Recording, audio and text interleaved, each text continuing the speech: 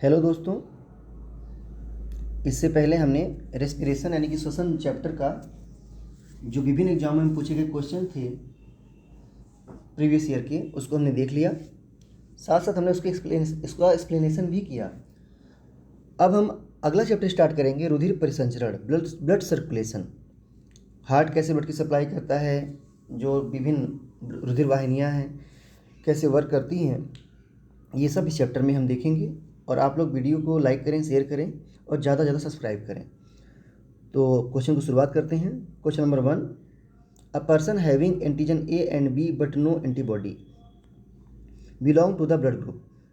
जिसमें antigen A है, antigen B है, लेकिन एंटीबॉडी उसमें कोई भी नहीं है, तो वह व्यक्ति किस रुधिर वर्ग में आएगा? ओ में आएगा, ए बी में आएगा, बी में आएगा या फिर ए में आएगा? तो जिसमें एंटीजन ए और बी दोनों होता है तो ये कौन सा ब्लड ग्रुप बनता है? ए बी बनता है। तो जिसका ब्लड ग्रुप ए बी होता है, इसमें कोई भी एंटीबॉडी नहीं पाई जाती। तो ए बी जो होता है यूनिवर्सल क्या होता है? उसको बोलते हैं ग्राही, यानी कि रिसीवर, एक्सेप्टर। और जो ब्लड ग्रुप ओ होता है उसमें एंटीजन तो कोई नहीं होते हैं, लेकिन एंटीबॉडी दोनों होती है। तो वो क्या होता है? यूनिवर्सल दाता हो सकता है, लेकिन वो कभी भी यूनिवर्सल रिसीवर नहीं हो सकता। ठीक है ना? यानी कि केवल जो ब्लड ग्रुप ओ वाला पर्सन है वो ओ वाले से ही ब्लड ले सकता है। यहाँ पे देखिए एक चार्ट यहाँ पे देखते हैं कि यहाँ पे दाता दिखाया गया है कि कौन ब्लड ग्रुप, किस ब्लड ग्रुप का पर्सन किस ब्लड ग्रुप वाले को अपना ब्लड दे सकता है। तो देखिए ब्लड ग्रुप ए का है ना, जो पर्सन है वो किसको ब्लड दे सकता है? जो ब्लड ग्रुप ए का पर्सन, उसमें एंटीजन ए पाया जा रहा है, और ये ब्लड ग्रुप ए के पर्सन को है ना, पेशेंट को अपना ब्लड दे सकता है, क्योंकि जो कैपिटल ए है वो क्या करेगा? स्मॉल बी से रिएक्शन करेगा। तो यहाँ पे जो ब्लड ग्रुप ए है इसमें स्मॉल ए है, तो इसके साथ कैपिटल ए का स्मॉल ए के साथ रिएक्शन नहीं होगा। तो जो ब्लड ग्रुप ए का पर्सन है वो क्या करेगा? ब्लड ग्रुप बी वाले को ब्लड डोनेट नहीं कर सकता, क्योंकि यहाँ पे क्या होगा? एंटीबॉडी और एंटीजन का इंटरेक्शन होगा, रिएक्शन होगा, कैपिटल ए स्मॉल बी के साथ रिएक्ट करेगा और ब्लड क्लॉट कर जाएगा, पेशेंट की डेथ हो जाएगी। जो ब्लड ग्रुप ए वाला पर्सन है ये ब्लड ग्रुप ए बी वाले को अपना ब्लड दे सकता है, यानी कि ए बी आसानी से ए का ब्लड ले सकता है, क्योंकि ए बी के पास कोई एंटीबॉडी नहीं है। तो ए से रिएक्शन करने के लिए इसके पास कोई स्मॉल बी नहीं है, तो क्या होगा? आसानी से ब्लड को रिसीव कर लेगा। लेकिन जो ब्लड ग्रुप ए का पर्सन है ये ब्लड ग्रुप ओ वाले को अपना ब्लड नहीं दे सकता। क्यों? क्योंकि ब्लड ग्रुप ओ वाले के पास एंटीबॉडी बी है, यानी कि ए और बी दोनों है। तो एंटीजन ए से रिएक्शन करने के लिए इसके पास एंटीबॉडी बी है, तो क्या होगा? एंटीबॉडी और एंटीजन का इंटरेक्शन हो जाएगा, रिएक्शन हो जाएगा, जिससे ब्लड क्लॉट कर जाएगा। ठीक है ना? अगला है जो दाता है, जो डोनर है, अगर उसका ब्लड ग्रुप बी है तो उसमें एंटीजन बी पाया जाएगा, और जो एंटीजन बी होगा वो स्मॉल ए से रिएक्शन करेगा। तो देखिएगा ध्यान से, तो जो दाता है अगर उसका ब्लड ग्रुप बी है तो वो ब्लड ग्रुप ए वाले पर्सन को अपना ब्लड डोनेट नहीं कर सकता, क्योंकि एंटीजन बी का स्मॉल ए यानी कि एंटीबॉडी से रिएक्शन होगा, ब्लड क्लॉट करेगा, पेशेंट की डेथ हो जाएगी। हाँ, ब्लड ग्रुप बी वाला जो पर्सन होगा वो ब्लड ग्रुप बी को दे सकता है, क्योंकि ब्लड ग्रुप बी में ब्लड ग्रुप बी से रिएक्शन करने वाला एंटीबॉडी यानी कि एंटीबॉडी ए स्मॉल ए नहीं है, और ए बी के पास तो कोई एंटीबॉडी है ही नहीं, तो किसी से भी ले सकता है, तो बी आसानी से इसको दे सकता है ब्लड। लेकिन ओ के पास बड़ी बात है कि एंटीबॉडी ए और बी दोनों पाया जा रहा है। तो जो ब्लड ग्रुप बी है इसका एंटीजन बी, कैपिटल बी, आसानी से एंटीबॉडी ए स्मॉल ए से रिएक्शन कर जाएगा और पेशेंट की डेथ हो जाएगी। अगला है ब्लड ग्रुप ए बी वाला जो दाता है, डोनर है, यह ना तो ए को दे सकता है, ना तो बी को दे सकता है, ना तो ओ को दे सकता है। क्यों? क्योंकि ए के पास स्मॉल ए है, और जिसका ब्लड ग्रुप ए बी है उसमें एंटीजन बी है जो स्मॉल ए से रिएक्शन करेगा। अगला जो ब्लड ग्रुप बी का ग्राही है इसके पास क्या है? स्मॉल बी है, और जो ब्लड ग्रुप ए बी का दाता है उसके पास स्मॉल बी से रिएक्शन करने वाला कैपिटल ए है, एंटीजन है, तो ये बी को भी अपना ब्लड नहीं दे सकता। तो यह केवल अपना ब्लड किसको दे सकता है? ए बी वाले को दे सकता है। रुधिर वर्ग ओ जो दाता है यह सभी को अपना ब्लड ग्रुप दे सकता है, क्योंकि इसके पास कोई एंटीजन नहीं है।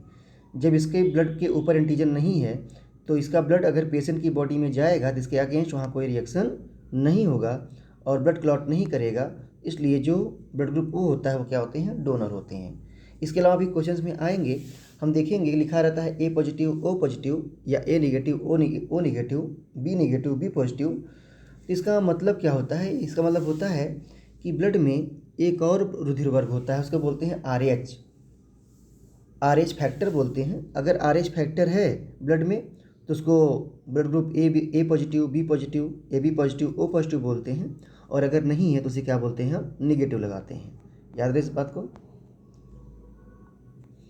अगला क्वेश्चन है, यूनिवर्सल डोनर पर्सन हैव,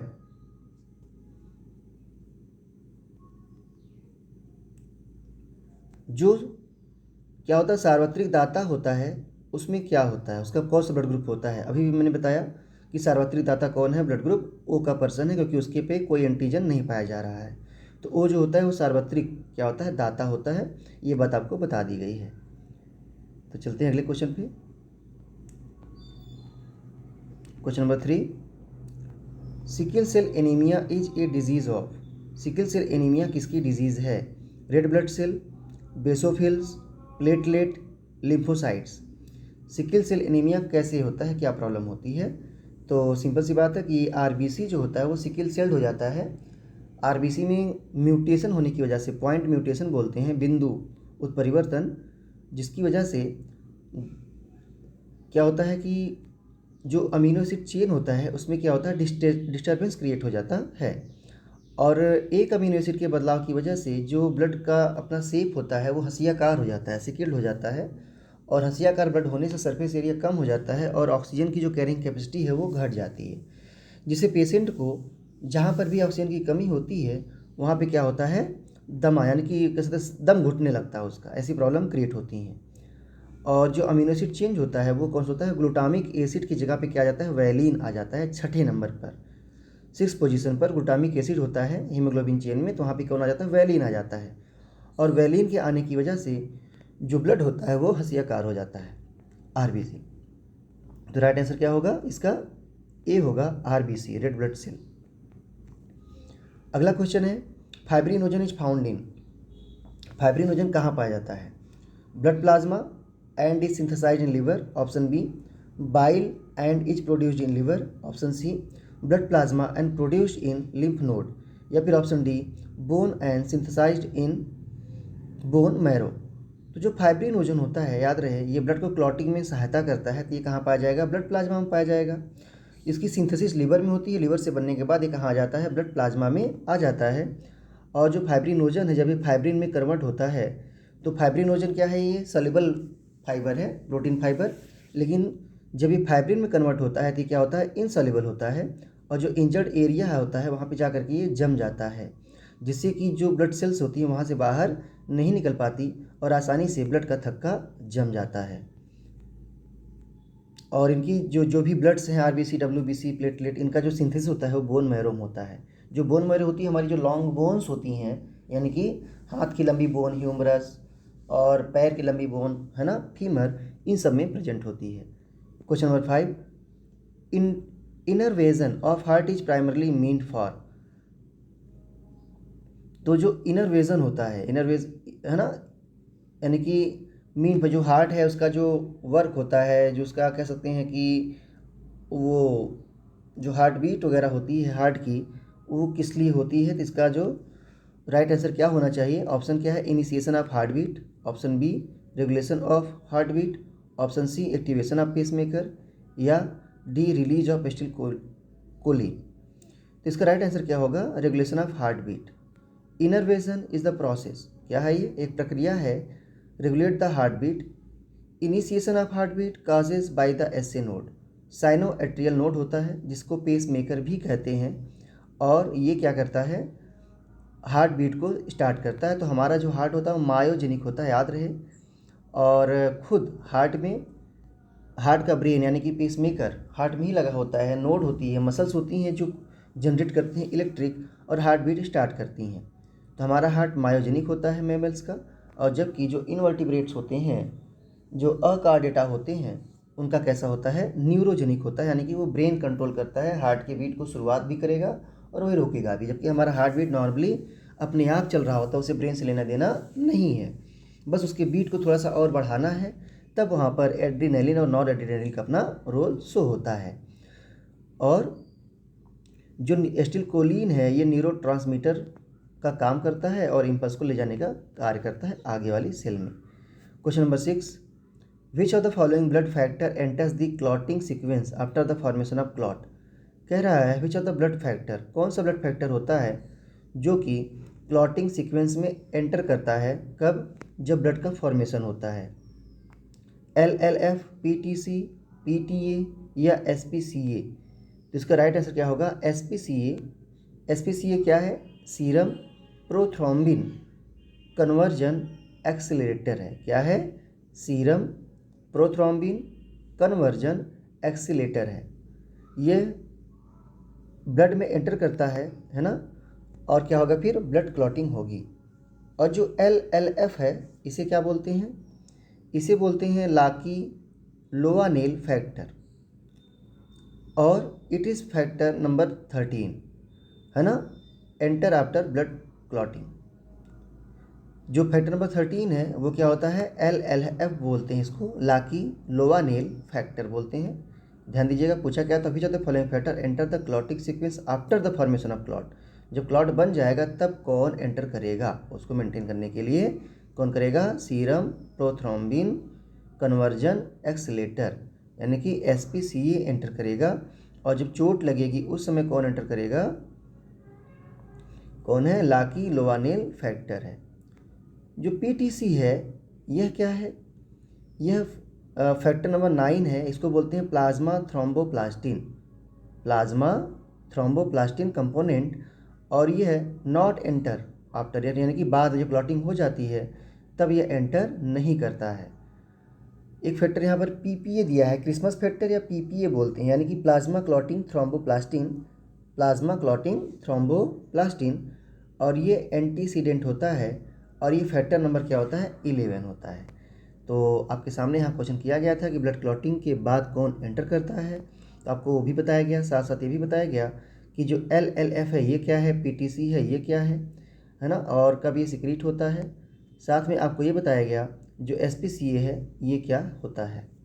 चलिए आते हैं अगले क्वेश्चन पर। क्वेश्चन नंबर 7,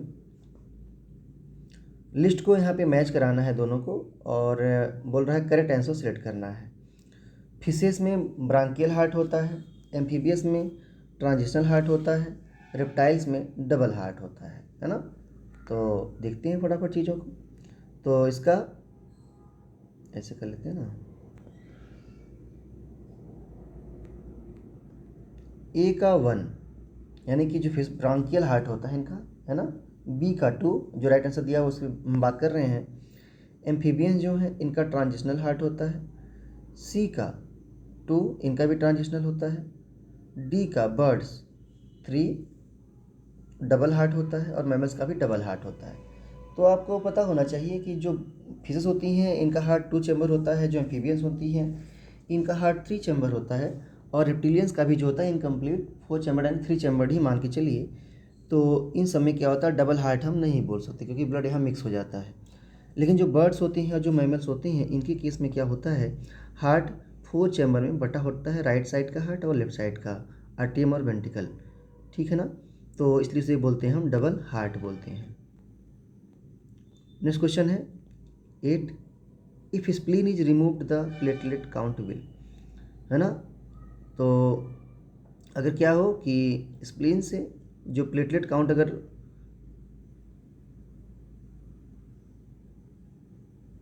प्लेटलेट काउंट को अगर क्या करें हम रिमूव कर दें तो क्या होगा। अगर स्प्लीन को हटा दिया जाए, क्वेश्चन 8 क्या है, अगर स्प्लीन को हटा दें तो जो प्लेटलेट है उसके नंबर पे क्या फ़र्क पड़ेगा। तो प्लेटलेट घटेगा, प्लेटलेट बढ़ेगा, या रिमेन अनअफेक्टेड, या फिर रिड्यूस टू 0। तो याद रहे जो स्प्लीन होता है, अगर हमारी बॉडी में ज़्यादा प्लेटलेट बन रहे हैं तो उनको निकालने का कार्य करता है, ठीक है ना। तो जब स्प्लीन को हटा देंगे तो जो प्लेटलेट का काउंट है वो ब्लड में बढ़ जाएगा, यानी कि ऑप्शन बी, ब्लड क्या होगा, प्लेटलेट का नंबर बढ़ेगा। The spleen is responsible for removing the damaged platelet and therefore removal of the spleen can help to keep more platelet circulation in the blood. अगर स्प्लीन को निकाल देंगे तो ढेर सारा प्लेटलेट क्या होगा, ब्लड में सर्कुलेट करेगा। If this test show that platelet are mainly being destroyed elsewhere in immune system, a splenectomy is unlikely to raise the platelet count. याद रहे, ठीक है ना। Question number 9, carbonic anhydrate is found in high concentration in. Carbonic anhydrate जो होता है ज़्यादा पाया जाता है किसमें, प्लाज्मा में, एरिथ्रोसाइट में यानी कि आरबीसी में, ल्यूकोसाइट यानी कि डब्ल्यूबीसी में, या फिर लिम्फ में। तो राइट आंसर क्या होगा, कार्बोनिक एनहाइड्रेट का काम क्या होता है, ये एंजाइम होता है जो CO2 को कार्बोनिक एसिड में बदलने का कार्य करता है। और विदाउट इसके प्रेजेंस के जो CO2 का कार्बोनिक एसिड में यानी कि CO2 गैसेस फॉर्म में नहीं रहना चाहिए टिश्यूज़ में, तो कन्वर्जन रेट बहुत स्लो होता है। और जबकि इसके इस एसिड की वजह से ही जो CO2 बनते हैं वो कह सकते हैं स्पीड लाखों में बदल जाती है, बहुत ज़्यादा स्पीड बन जाती है इस रिएक्शन की, जिसकी वजह से हमारी सेल्स जो है ट्रिलियन नंबर हमारी बॉडी में जो सेल्स हैं इनसे ट्रिलियन नंबर में क्या निकल रहा है, CO2 निकल रहा होता है। और वो सारा गैस क्या होता है कि गैस फॉर्म में नहीं रहना चाहिए बॉडी में, तो तुरंत उसका कन्वर्जन जो होता है किस में कर दिया जाता है, कार्बोनिक एसिड में कर दिया जाता है। तो राइट आंसर क्या होगा, बी होगा, ठीक है ना। और सेम इतना ही कंसंट्रेशन बता रहे हैं कि प्लाज्मा में भी हो सकता है कार्बोनिक एनहाइड्रेट्स का। अगला है मैच्योर ह्यूमन इरिथ्रोसाइट कंटेन, जो परिपक्व आरबीसी होती है उसमें क्या होता है, both DNA and RNA but not DNA, neither DNA nor RNA, DNA but not RNA। जो आरबीसी मैच्योर होता है उस आरबीसी का न्यूक्लियस जो होता है ना, न्यूक्लियस डिस्ट्रॉय हो जाता है। तो मैच्योर आरबीसी में न्यूक्लियस नहीं होता, और जब न्यूक्लियस नहीं होगा तो क्रोमोसोम्स है ना, और जो सेल ऑर्गेनेल्स उससे जुड़े हुए हैं वो भी नहीं रहेंगे, साथ साथ क्या कि DNA और RNA भी नहीं रहेंगे, ठीक है ना। आते हैं अगले क्वेश्चन पर।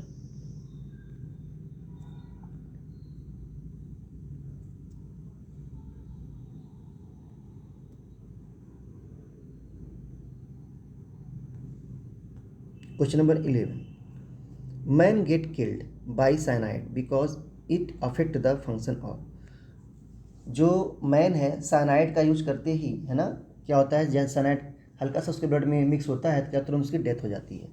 तो किसकी वजह से, साइटोक्रोम ऑक्सीडेज, हीमोग्लोबिन या हीमोनोग्लोबिन या थ्रोम्बिन, वो किसको अफेक्ट करता है।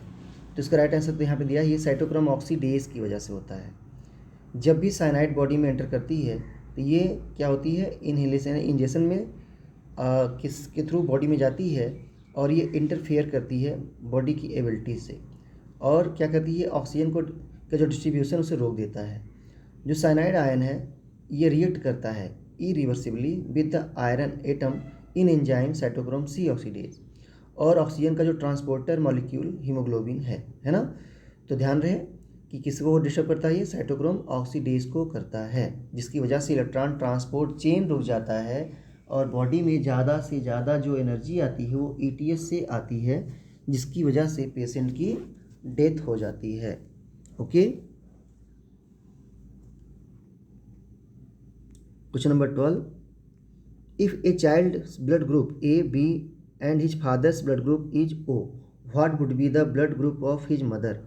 अगर एक चाइल्ड का जो ब्लड ग्रुप है वो क्या है, AB है, और उसके फादर का ब्लड ग्रुप जो है O है, तो उसके ममा का जो ब्लड ग्रुप होगा वो क्या होगा, A होगा, B होगा, O होगा, या फिर नन ऑफ द अबव। तो अगर बच्चे का ब्लड ग्रुप क्या है, AB है, फादर का O है, अगर फादर का O है तो चांस यहाँ पे क्या है, डिस्ट्रिक्ट क्वेश्चन, तो what would be the blood group of father, AB है, तो मम्मा से केवल A आएगा या B आएगा, है ना। देखते हैं यहाँ पे तो कुछ बन नहीं रहा है, क्योंकि अगर ब्लड ग्रुप O है फादर का तो फादर के ब्लड ग्रुप में कोई भी एंटीजन A और B कुछ भी नहीं रहेगा, तो फादर से तो बच्चे को कुछ भी नहीं मिल रहा है, ना A मिल रहा है ना B मिल रहा है, तो उस बेस पे तो ये चार्ट भी गलत जाएगा, तो D इसका होना चाहिए, और है भी, देख लेते हैं। देखिए बनाने का प्रयास किया जा रहा है। अगर फादर का ओ है तो फादर से उस बच्चे को केवल ओ मिलेगा। मदर का अगर है ना, मदर का ए बी है या बच्चे, तो अगर होता मान भी लेते तो भी क्या रहता, तो मदर से ए मिलेगा बच्चे को या फिर बी मिलेगा। तो या फिर बच्चे का ब्लड ग्रुप ए हो सकता है या फिर क्या हो सकता है, बी हो सकता है, कभी भी ए बी नहीं होगा। तो यहाँ से मदर का ब्लड ग्रुप फाइंड करना टफ है, यहाँ पे कोई भी ऑप्शन नहीं दिया है और क्वेश्चन भी उससे मैच करने वाला नहीं है। चलिए अगला क्वेश्चन है, B lymphocyte cells are produced इन।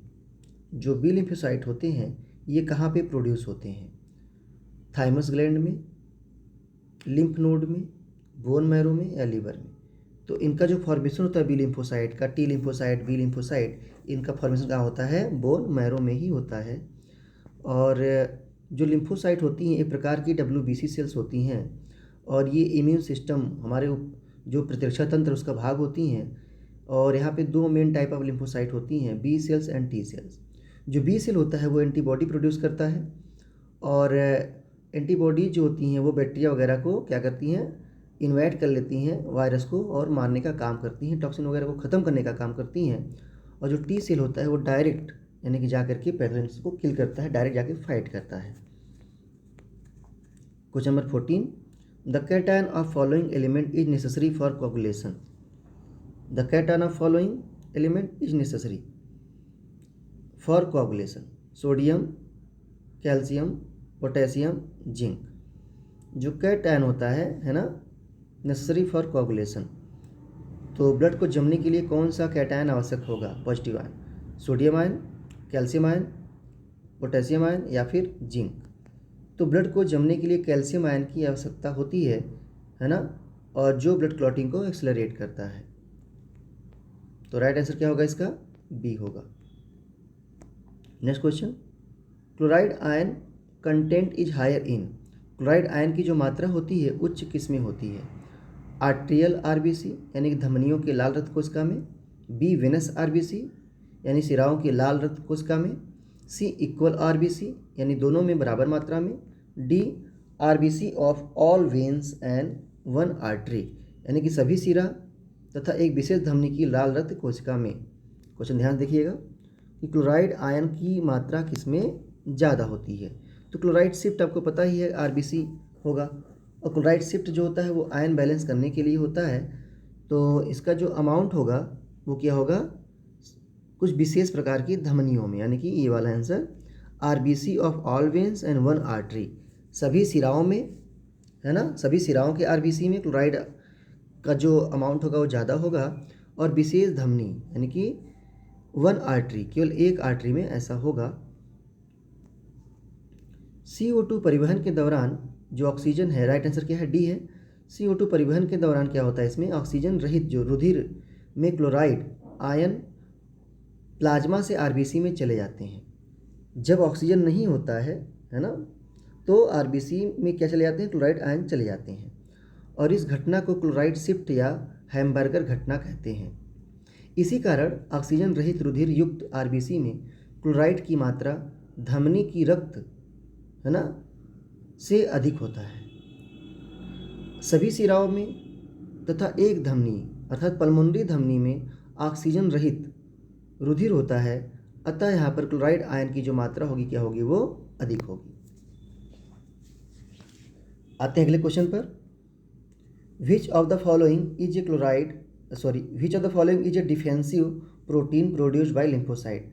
करें कौन सा इनमें से एक प्रोटीन है जो डिफेंसिव है यानी कि इम्यूनिटी के लिए लड़ाई करता है और लिम्फोसाइट से बनता है।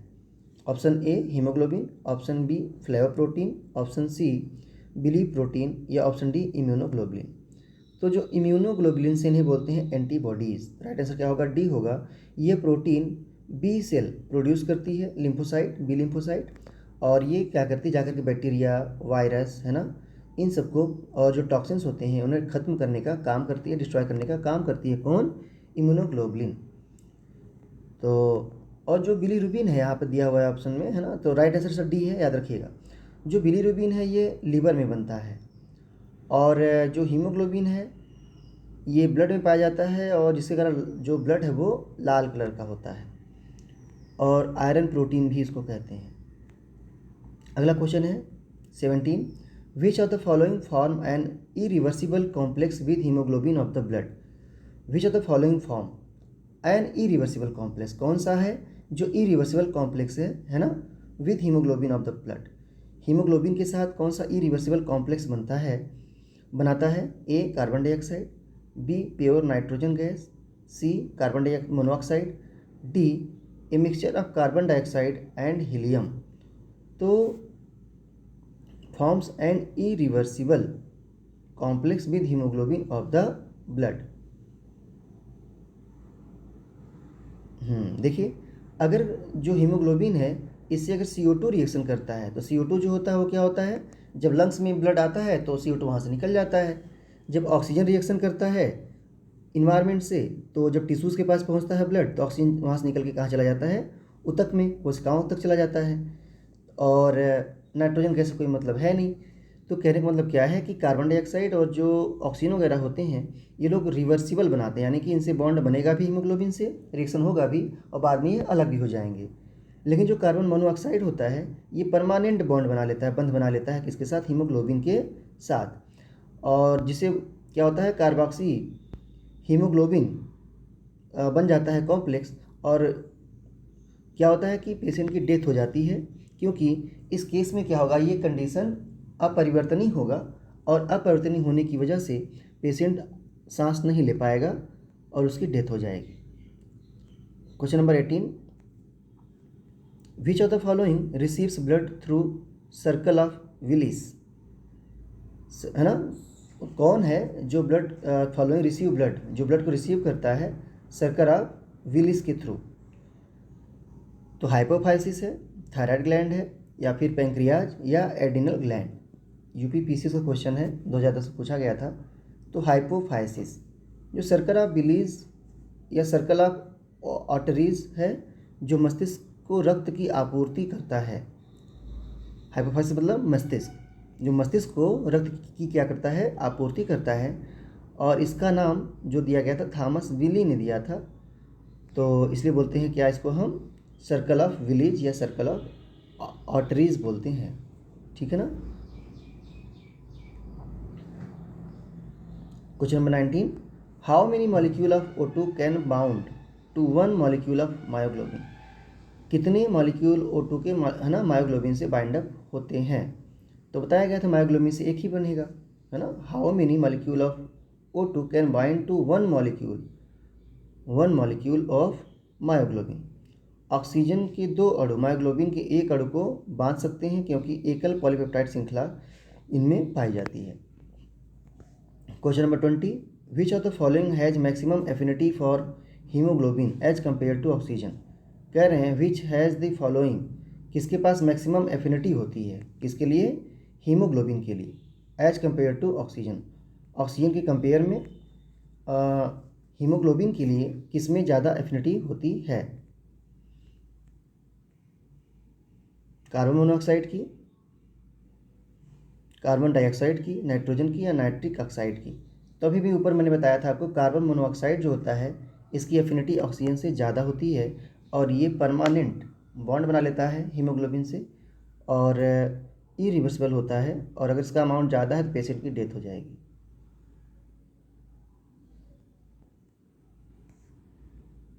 राइट आंसर क्या उसका है, ए है। कार्बन मोनोऑक्साइड जो होगा हीमोग्लोबिन के साथ बहुत अधिक समानता रखता है, क्योंकि ऑक्सीजन के साथ रखता है, क्योंकि CO का O2 के साथ जुड़ते समय आयरन का फेरस अवस्था फेरिक अवस्था में परिवर्तित हो जाता है। नेक्स्ट है question number 21, CO2 is mostly carried by blood in the form of. जो कार्बन डाइऑक्साइड होता है वो ब्लड में किस फॉर्म में कैरी किया जाता है। अभी पीछे मैंने बताया था आपको कि बाइकार्बोनेट के फॉर्म में। ठीक है ना। ऑप्शन ए राइट होगा इसका। Carbon dioxide molecule are transported in the blood from body tissues to lungs by one of three methods.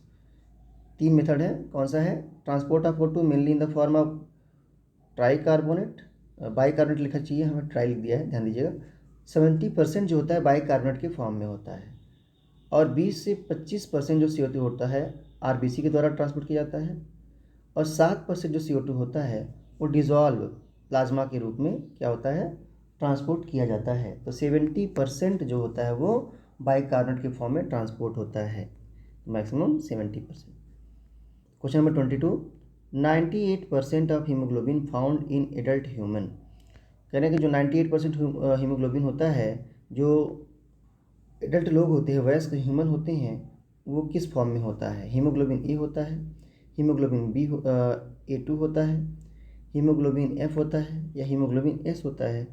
तो जो 98% लोग होते हैं इनमें हीमोग्लोबिन A पाया जाता है, उसे HbA बोलते हैं, याद रहे HbA। और हीमोग्लोबिन A2 जो होता है ये 2 से 3% पाया जाता है मात्र। और हीमोग्लोबिन जो F है which is found in adults up to 2.5% and is primary haemoglobin that is produced by the foetus during pregnancy. जो हीमोग्लोबिन F है ये बच्चों में सबसे पहले बनने वाला क्या है, हीमोग्लोबिन है। Question number 23, which of the following is not a plasma protein. कौन सा प्लाज्मा प्रोटीन नहीं है, हीमोग्लोबिन, प्रोथ्रोम्बिन, फाइब्रिनोजन या ग्लोब्यूलिन। तो यहाँ पे देखिएगा haemoglobin, prothrombin, plasma protein. Plasma में नहीं पाया जाने वाला प्रोटीन कौन सा है, यहाँ पर हीमोग्लोबिन होगा, क्योंकि हीमोग्लोबिन तो पाया जाएगा आरबीसी के अंदर। तो जो आरबीसी के अंदर पाया जाएगा तो प्लाज्मा से कह सकते हैं कि है ना। तो क्या होता है, जो ब्लड होता है वो प्लाज्मा प्लस ब्लड सेल होता है, plasma plus RBC WBC platelet. तो हीमोग्लोबिन ब्लड सेल यानी कि ब्लड सेल में पाया जाता है, आरबीसी के अंदर पाया जाता है, प्लाज्मा में नहीं पाया जाएगा। तो राइट आंसर क्या होगा, ए।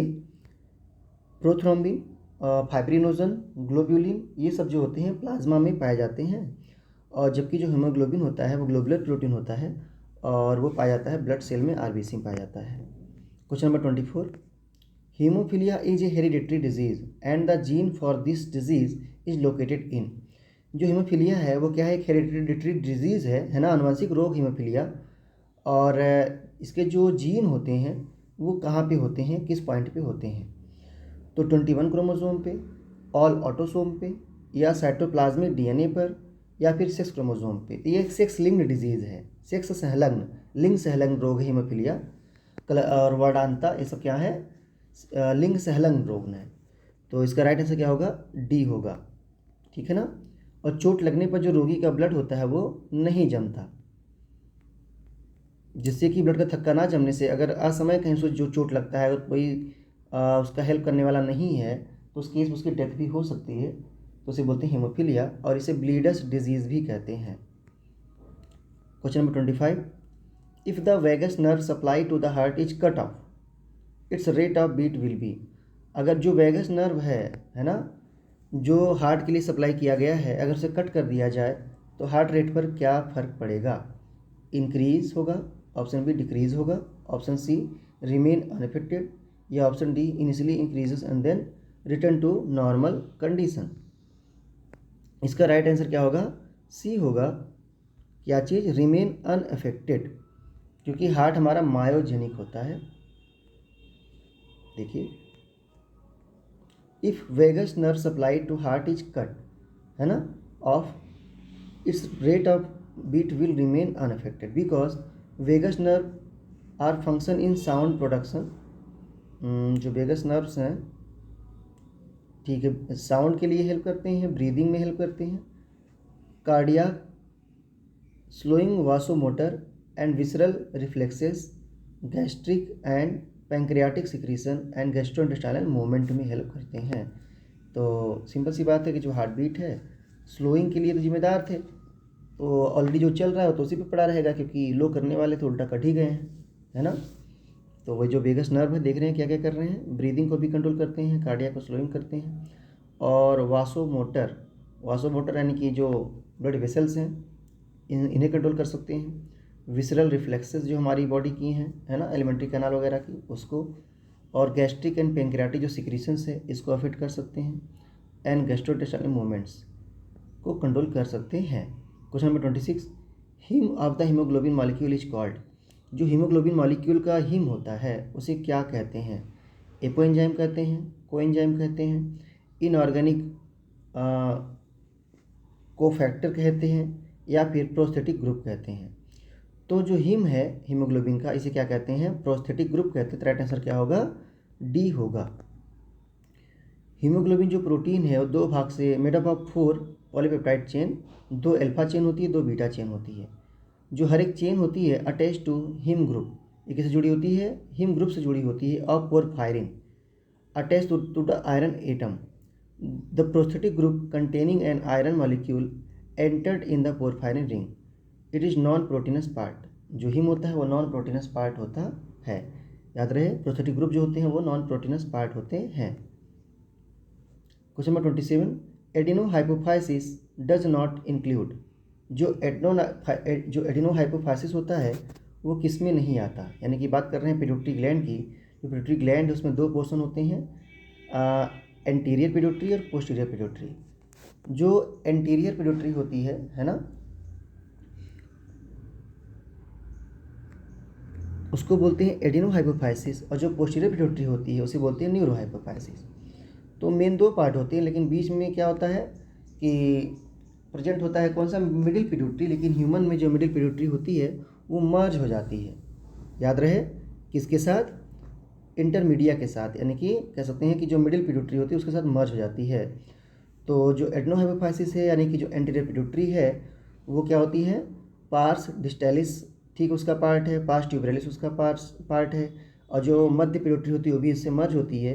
लेकिन जो नर्वोसा है, यानी कि न्यूरोहाइपोफाइसिस जिसको बोलते हैं, या पोस्टीरियर पिट्यूटरी बोलते हैं, ये पूरा भाग होता है किसका? हाइपोथैलेमस का होता है। तो एडिनोहाइपोफाइसिस में पार्स नर्वोसा नहीं रहेगा। ऑप्शन बी क्या होगा? करेक्ट आंसर होगा। Adenohypophysis does not include pars nervosa. जो एडिनोहाइपोफाइसिस होता है found by development of pars distalis, है ना, जो पार्स ट्यूबरिकल है एंड पार्स इंटरमीडिया है ना, इन सबके मिलने से बनता है। याद रहे, किससे? Pars distalis, pars tuberalis, pars intermedia सब इंक्लूड होते हैं किसमें? एडिनोहाइपोफाइसिस में। जो पिट्यूटरी होता है इस part of anterior and intermediate is called adenohypophysis. Anterior pituitary और इंटरमीडिएट सबको मिला के क्या बोलते हैं? एडिनोहाइपोफाइसिस बोलते हैं। याद रहे इस बात को, आंतरिक पिट्यूटरी कहते हैं। Question number 28, which one of the following will be the cardiac output. कौन सा एक होगा जो कार्डियक आउटपुट होगा in litre per minute of a heart that has a stroke volume of 0.07 litre per minute and is beating at a rate of 90 per minute. कह रहे हैं which one of the following will be the cardiac output. Cardiac output क्या होगा, है ना, litre में पर minute में। अगर एक पर्सन का जो स्ट्रोक वॉल्यूम है, यानी कि एक बार जब हार्ट कॉन्ट्रैक्ट करता है तो उससे 0.07 लीटर ब्लड निकलता है ना, 1 मिनट में। तो अगर 90 मिनट का हार्ट बीट है तो कितना ब्लड वो सप्लाई कर देगा, यानी कि 1 मिनट में। तो हम क्या करते हैं कि जो कार्डियक आउटपुट है उसे निकालने के लिए जो एक बार हार्ट कॉन्ट्रैक्ट करता है, दबता है ना, संकुचित होता है, तो उसमें जितना ब्लड निकल रहा होता है उसे बोलते हैं स्ट्रोक वॉल्यूम। उसे मल्टीप्लाई कर देते हैं किसी का जो दिल है कितनी बार धड़कता है। किसी का दिल अगर 72 बार धड़कता है तो स्ट्रोक वॉल्यूम का उससे मल्टीप्लाई कर देंगे, गुणा कर देंगे। अगर 90 बार धड़क रहा है तो उससे मल्टीप्लाई कर देंगे। तो जो भी आएगा रिजल्ट वही क्या होगा? अमाउंट ऑफ लीटर में ब्लड होगा, ठीक है ना, सप्लाई वाला ब्लड। तो क्या करेंगे इसको आप 90 कर देंगे। 9 बार हार्ट बीट धड़क रहा है, बीटिंग हो रही है, तो 90 इंटू कार्डियक स्ट्रोक वॉल्यूम, जो एक बार जो बीट कर रहा है, यानी कि एक बार जो कॉन्ट्रैक्ट हो रहा है तो जितना ब्लड निकाल रहा है, तो 90 इंटू 0.07 कर देंगे, और मल्टीप्लाई जब करेंगे तो आएगा 6.30 लीटर पर मिनट मिलेगा, ठीक है ना। तो राइट आंसर क्या इसका होगा? इसका होगा C. Question number 29, how many molecule of oxygen bound to 1 molecule of myoglobin. कह रहे हैं कि कितने मॉलिक्यूल बाइंड अप होते हैं, है ना, ऑक्सीजन के, किससे? मायोग्लोबिन के एक मॉलिक्यूल से। तो पीछे देखिए बार बार ये क्वेश्चन आ रहा है, इसको थोड़ा सा एक बार देखना पड़ेगा, क्योंकि अलग अलग एग्जाम्स में दो तरह के कंट्रोवर्सी दिखाई दे रहे हैं। किससे पहले में 2 मॉलिक्यूल बोला गया था और अभी बोला जा रहा है 1 मॉलिक्यूल। तो इसको मैं एक्सप्लेन कर दूंगा अलग से। फिलहाल अभी देखते हैं क्या ये लोग बोल रहे हैं। ये बोलो राइट आंसर ए है, 1 molecule of oxygen bind up होता है एक मायोग्लोबिन के मॉलिक्यूल से, ठीक है ना।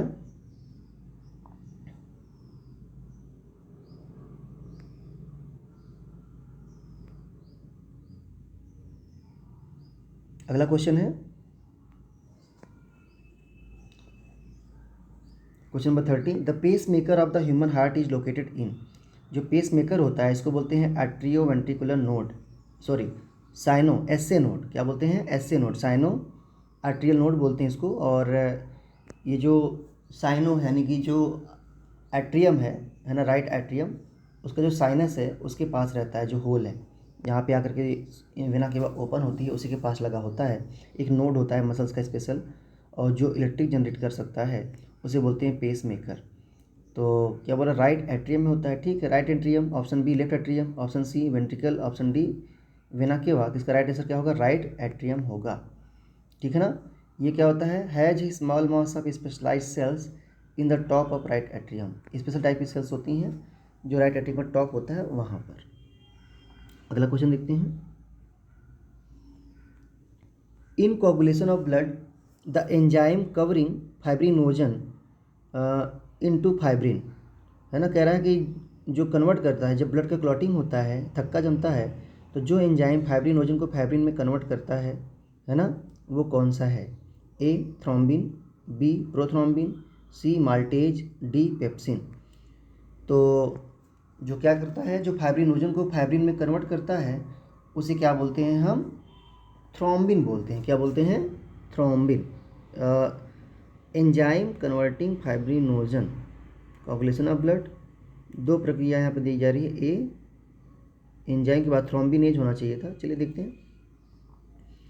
तो पहला है प्रोथ्रोम्बिन का थ्रोम्बिन में कन्वर्जन होगा, ठीक है फ्रेंड्स। क्या करता है, फाइब्रिनोजन को फाइब्रिन में कौन करता है, थ्रोम्बिन कन्वर्ट करता है, राइट आंसर क्या होगा, ए होगा। तो पहले क्या होगा, प्रोथ्रोम्बिन से थ्रोम्बिन बनेगा कैल्शियम आयन के प्रेजेंस में, और जो थ्रोम्बिन है क्या करेगा, फाइब्रिनोजन को फाइब्रिन में कन्वर्ट कर देगा, या सी ए डबल प्लस होना चाहिए। कैल्शियम आयन की उपस्थिति में प्रोथ्रोम्बिन थ्रोम्बिन बदल जाता है तथा थ्रोम्बिन की उपस्थिति में फाइब्रिनोजन में बदल जाता है। यहाँ पर सी डबल प्लस होना चाहिए, मिस्टेक हो गया, कोई बात नहीं। आगे बढ़ते हैं, ध्यान दीजिएगा, बहुत थोड़ा अलर्टनेस से पढ़ेंगे तो मतलब क्वेश्चन का जो नंबर्स है बहुत हैं, जितने भी एग्जाम्स पूछे गए हैं सारे दिए गए हैं बड़े एग्जाम्स के क्वेश्चंस, थोड़ा सा मतलब सावधानी से बस पढ़ना है। Question number 32, how much oxygen is transported by 1 gram of haemoglobin in blood, है ना। हाउ मच ऑक्सीजन, कितना ऑक्सीजन जो होता है इस ट्रांसपोर्ट किया जाता है by 1 gram of haemoglobin in blood. एक ग्राम जो हीमोग्लोबिन होता है वो कितना ऑक्सीजन ट्रांसपोर्ट करता है, 20 ml, 1.34 ml, 4 ml या फिर 2.23 ml। तो इसका जो राइट आंसर होगा 1.34 ml, यानी कि जो ब्लड होता है ना, इसका राइट आंसर क्या होगा, बी। जो 100 ml ब्लड होता है उसमें 15 ग्राम हीमोग्लोबिन होता है, और जो 20 ml O2 का परिवहन करता है, यानी कि 15 ग्राम जो हीमोग्लोबिन होता है वो 20 ml O2 को लेके चल सकता है। तो क्या करेंगे हम, तो जो 1 ग्राम होगा उससे कितना होगा, यानी जो 15 ग्राम है हीमोग्लोबिन वो 20 ml O2 का कैरी कर रहा है, तो 1 ग्राम हीमोग्लोबिन कितने का करेगा, तो क्या करेंगे, डिवाइड कर देंगे, तो 20/15 करेंगे तो 1.33 आएगा। तो राइट आंसर वही बी वाला बन रहा है। अतः 1 ग्राम हीमोग्लोबिन जो होगा ये क्या करेगा, 1.34 ml O2 का परिवहन करेगा। आते हैं अगले क्वेश्चन पे, question number 33, which of the following is a primary lymphoid organ. कौन सा प्राइमरी लिम्फॉइड ऑर्गन है, lymph node, B lymphoid nodules, C thymus, D spleen. तो इसका जो क्या बोल रहे हैं, प्राइमरी लिम्फॉइड है ना, प्राथमिक जो लिम्फ अंग है वो कौन सा है, तो इसका राइट आंसर क्या होगा, सी होगा, थाइमस, सी होगा इसका thymus. There are 2 primary lymphoid organs, the red bone marrow and the thymus. Secondary lymphoid tissue are lymph nodes, tonsils, spleen, Peyer's patches and mucosa associated with lymphoid tissues। ठीक है ना, जो primary है lymphoid organ होता है, और जो red bone marrow होता है और थाइमस ग्लैंड होते हैं, यानी कि जो प्राइमरी लिम्फॉइड ऑर्गन्स होते हैं ये लोग कौन कौन से हैं, रेड बोन मैरो और थाइमस ग्लैंड है। तो यहाँ पर आपको थाइमस दिया हुआ, तो राइट आंसर क्या सी है। और सेकेंडरी जो लिम्फॉइड ऑर्गन्स का काम जो मेनली होता है, तो लिम्फ को तो ठीक है सप्लाई करते ही हैं, लेकिन जो लिम्फ नोड्स होती हैं और लिम्फ ग्रंथियाँ जो होती हैं इनका काम होता है इम्यूनिटी प्रोवाइड करना, साथ साथ जो डिफेंस सेल होती हैं, है ना, यानी कि B cell, B lymphocyte, T lymphocyte, इनके मैच्योरिटी के लिए भी ये क्या होती हैं, डिफ्रेंसिएशन के लिए भी जिम्मेदार होती हैं। तो ध्यान दीजिएगा। नेक्स्ट है 34, स्प्लीन प्रोड्यूसेस। स्प्लीन क्या प्रोड्यूस करता है? लिटिक एंजाइम, लाइसोजाइम, एरिथ्रोपोएटिन या लिम्फोसाइट्स। अभी भी मैंने कहा था कि जो लिम्फ ऑर्गन्स होते हैं, है ना, ग्रंथियाँ होती हैं, वो बी और टी सेल्स जिसका मैच्योरेशन भी करती हैं, प्रोडक्शन भी करती हैं। तो राइट आंसर क्या हो जाएगा? डी, लिम्फोसाइट का ये प्रोडक्शन करती हैं। और साथ साथ जो स्प्लीन है, प्लीहा है ना, इसमें WBC का उत्पादन, RBC का विनाश भी होता है, इसलिए इसे RBC का कब्रिस्तान भी कहते हैं। याद रखिएगा, स्प्लीन को RBC का कब्रिस्तान कहते हैं। क्लियर?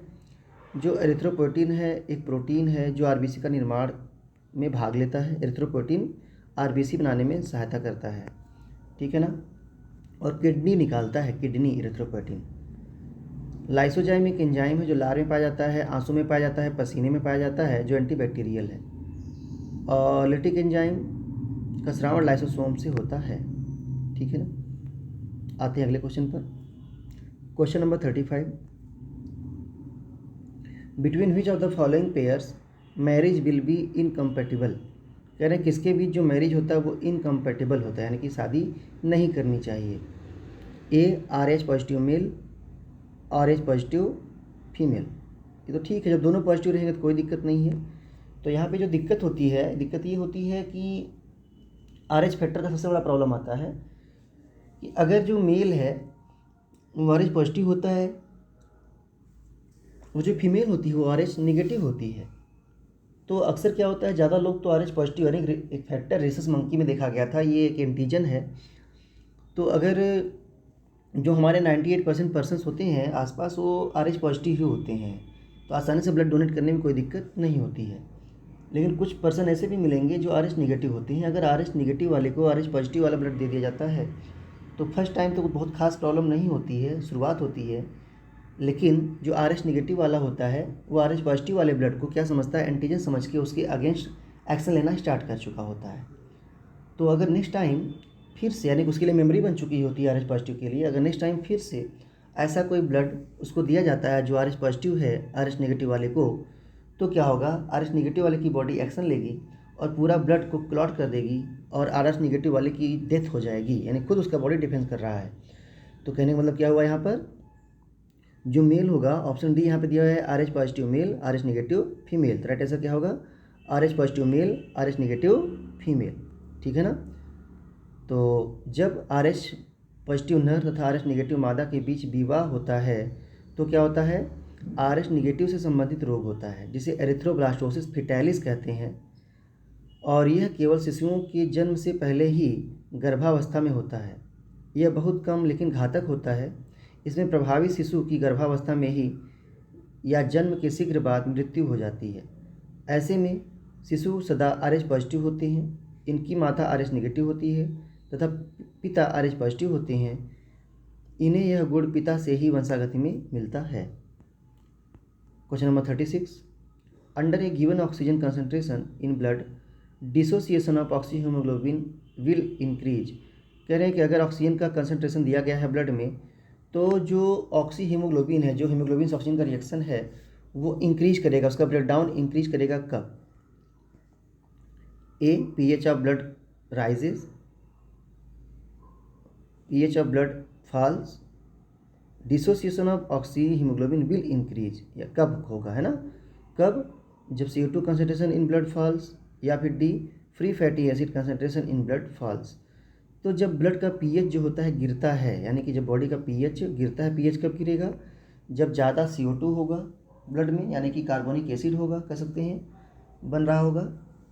तो उस केस में क्या होगा कि जो ऑक्सीजन का हीमोग्लोबिन से बाइंडिंग है वो टूटने लगेगा, डिसोसिएट होने लगेगा।